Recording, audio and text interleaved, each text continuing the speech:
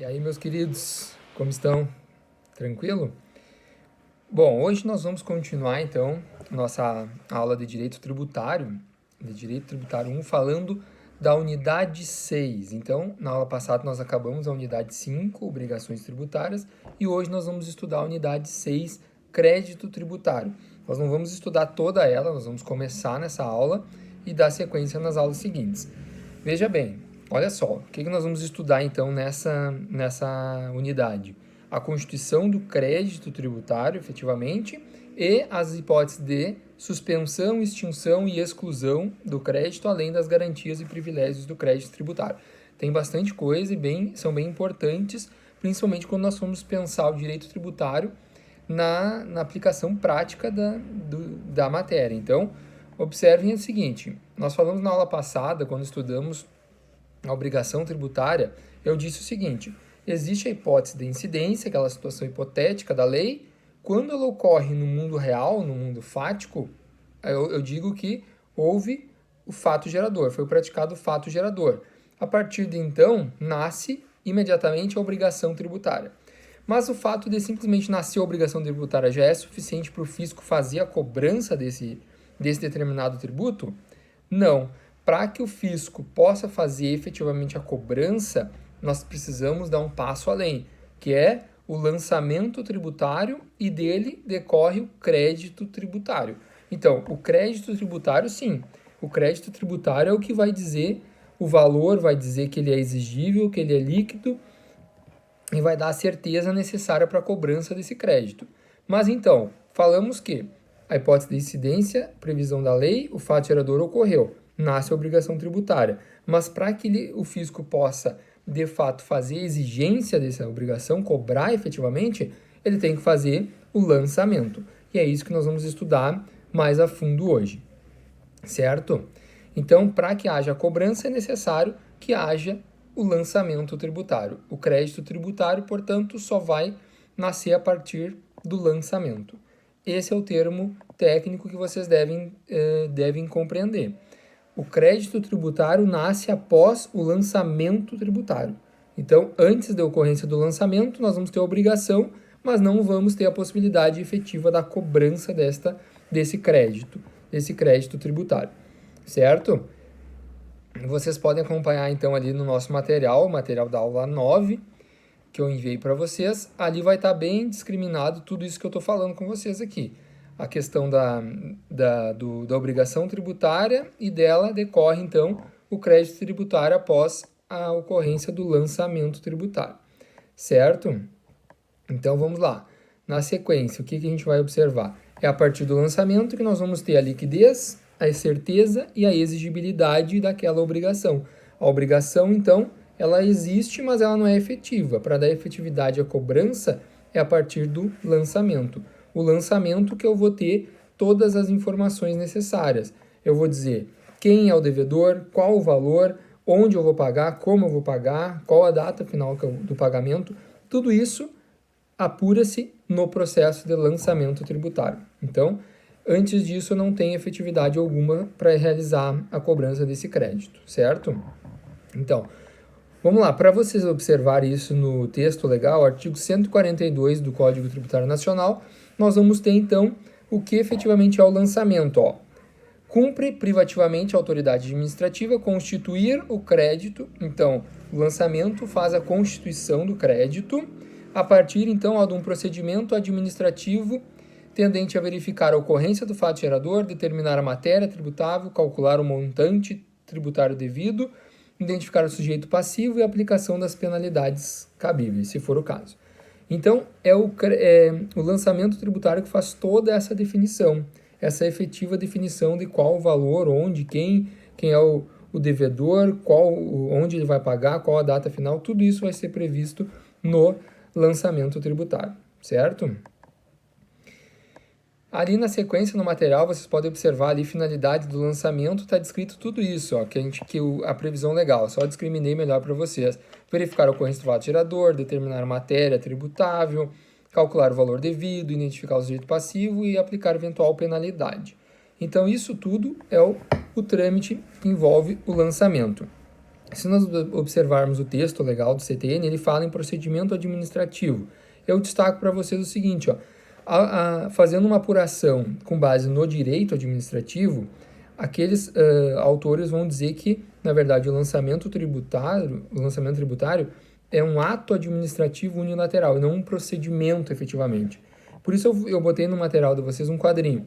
Caso, numa prova de concurso da ordem, peça o que é um lançamento, fale sobre o conceito de lançamento, tendo em base a legislação tributária, é um procedimento administrativo. Caso fosse uma questão discursiva, num concurso mais aprofundado da área, aí sim exige que o candidato, então, faça essa referência também, em relação a que a doutrina e tal vai entender que não se trata de um procedimento, e sim de um ato administrativo, né? Um ato unilateral, ato administrativo unilateral, certo?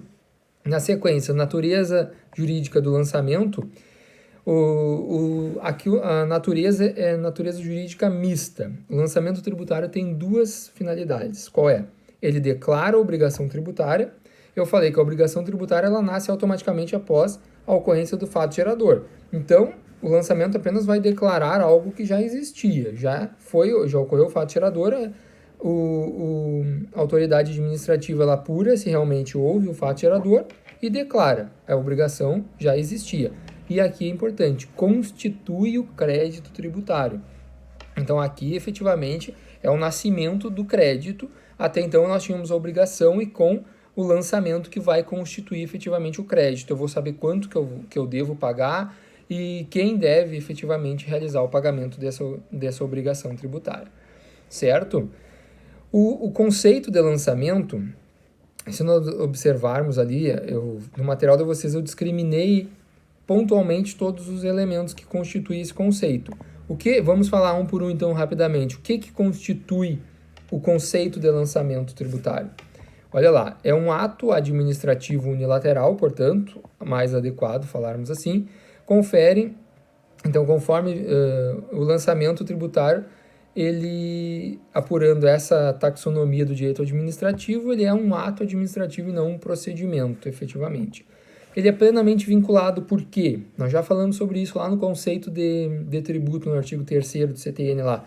Então, é um ato administrativo vinculado porque a autoridade identificando a ocorrência do fato gerador, ela não é discricionária, ela não tem opção. Ela deve proceder o lançamento tributário para nascer, então, constituir o crédito tributário e realizar a sua cobrança. Privativa do fisco, então, assim como todo ato administrativo, é um ato inerente do poder do império do Estado em fazer a cobrança. Somente ele pode fazer efetivamente. Então, é um ato privativo do fisco da autoridade administrativa, então, tributária. Declaratório do fato gerador, como a gente falou, o fato gerador, então, apurou o fato gerador, ele ocorreu, então, eu declaro o fato gerador, é um ato declaratório da obrigação tributária também, certo? Aqui, ó, nesse ponto aqui, vocês têm que ter um destaque, o artigo 144, que ele fala em relação, o lançamento retroage à data do fato gerador, tendo, portanto, efeitos ex tunc. Ex tunc, então, retroage. Olhem o seguinte, então, o que eu estou dizendo aqui? O lançamento reporta-se à data da ocorrência do fato gerador da obrigação e rege-se pela lei, então, vigente, ainda que posteriormente modificada ou revogada. O que eu quero dizer aqui? É aquilo que a gente já falou. Então, uma ultratividade da lei penal, da lei tributária. Olha só, o que a gente vai observar aqui. Na data do lançamento, eu não vou aplicar a legislação vigente naquela data. Pode ser que seja a mesma, mas eu tenho que apurar qual é a legislação vigente na data do fato gerador. Então, a partir dali, sim, a legislação vigente na data do fato gerador é a que eu vou adotar para fazer o lançamento. O que define qual a legislação é a data do fato gerador. Até a gente já falou isso nas outras aulas, lembra? O que mais? Constitutivo do crédito tributário, porque daí é aqui, a partir do lançamento, que efetivamente ele vai poder fazer a cobrança do crédito, certo? Então, ali na sequência, qual a legislação aplicável ao lançamento? Conforme o que eu falei, presume-se, então, aplica-se a legislação vigente à época do fato gerador. Mas aqui nós temos que observar, aprofundando um pouquinho mais sobre isso, nós temos que fazer a distinção aqui entre legislação material e legislação formal. Legislação material é aquela que efetivamente dá guarida para a constituição do crédito como um todo. Vai dizer quem é o sujeito passivo, qual é a alíquota, qual a base de cálculo, vai definir tudo que os elementos necessários para a gente constituir efetivamente o crédito. Isso é legislação material. Essa aplica-se a característica da ultratividade da lei tributária, que nada mais é do que retroage à data do fato gerador. Nós vamos identificar qual a lei material estava vigente na data do fato gerador e é ela que nós vamos aplicar para realizar o cálculo do lançamento. Agora, quando eu estiver falando de legislação formal, que nada mais é do que se assemelha então a uma legislação processual, essa se aplica à da data do lançamento. Aqui, ó, eu botei por exemplo de vocês poderes da autoridade lançadora, prazo para início e conclusão do lançamento, modos de notificação do contribuinte. Esses procedimentos que se assemelham então a uma matéria processual, aplica-se a lei nova imediatamente. Isso vale para outras esferas, lei material e lei processual. Quando vocês foram estudar lá no direito do trabalho, a reforma trabalhista que trouxe normas de direito material e direito processual, discutiu-se eu vou adotar em qual legislação num processo que está tramitando. O entendimento, então, adequado é o quê? Um processo que já tramitava, nós vamos aplicar a lei material anterior, mas a lei processual nova, porque ela tem aplicação imediata. É a mesma regra aqui. Lei formal, legislação formal, direito tributário, quando você fala, a gente está falando algo que envolve o procedimento. Esses aplica a lei nova.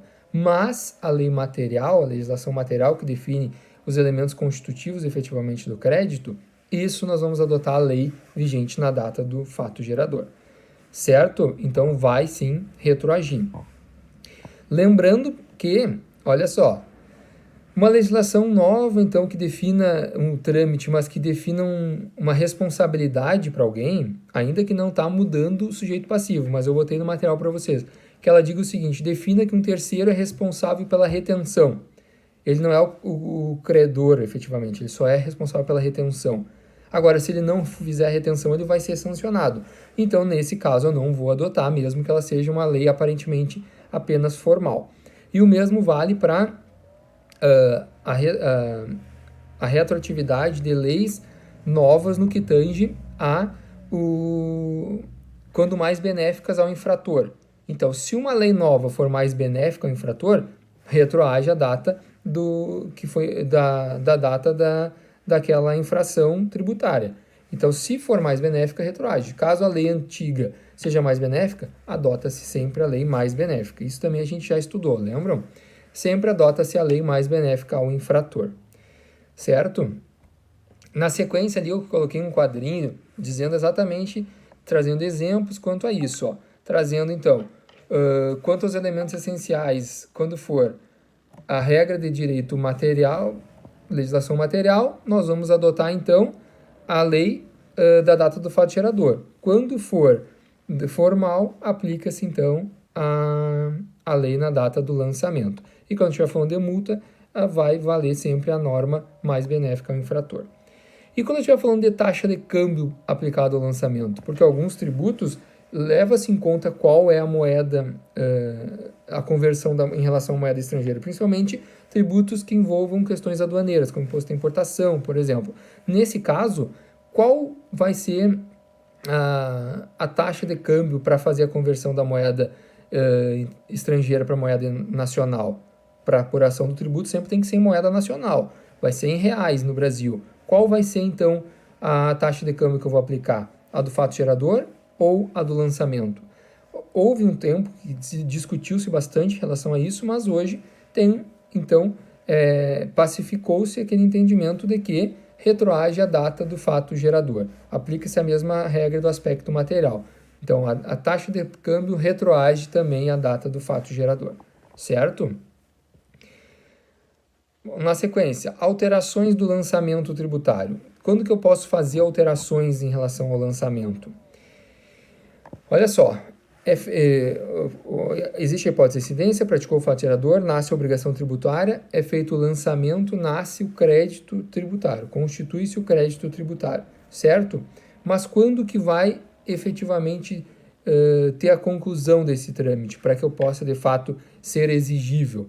Eu falei que o crédito tributário, após ser constituído, pode ser exigível, mas nós precisamos ter um outro procedimento além, que é a notificação do lançamento. É dar ciência ao devedor que ele precisa pagar. Nesse caso, então, ó, pessoal, aqui, ó, nós precisamos fazer a comunicação oficial do devedor, aliás, do devedor. Como que eu faço isso? Notificação de lançamento. Olha só, o STJ decidiu em 2016 que a regra hoje para a notificação do lançamento é qualquer meio idôneo. Eu posso fazer o lançamento tributário por qualquer meio idôneo, sem problema algum, certo? Então a regra é qualquer meio idôneo, pode ser eletrônico, qualquer meio, desde que ele tenha ciência efetiva do lançamento tributário, certo?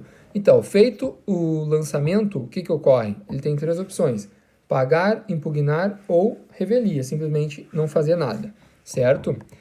Então, após a notificação, aí sim o lançamento é absolutamente irreversível. Até a notificação ele pode ser reversível, então sem problema algum. É isso. É possível, então, com exceção dos casos lá que está no 145.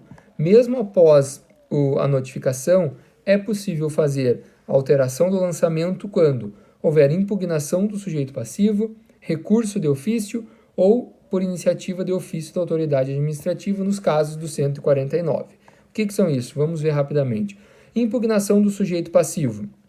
O sujeito passivo é notificado do lançamento e não concorda. Ele identifica algum equívoco, algum erro, ele não concorda com o lançamento. Ele pode apresentar impugnação e na sequência, não sendo a decisão da primeira instância não sendo favorável, ele ainda pode opor, então, interpor um recurso voluntário, certo? Para uma segunda instância administrativa. Nesses casos, então, é admitido, então, aqui a alteração do lançamento tributário mesmo após o devedor ser notificado, sem problema algum, certo? Aqui na sequência, só para vocês entenderem, ele é notificado, se ele não pagar e não apresentar recurso, vai ser declarada a sua revelia e a partir de então encaminha-se para o setor de cobrança dos créditos tributários, certo? O que mais nós temos que observar aqui? Recurso de ofício. O que é recurso de ofício?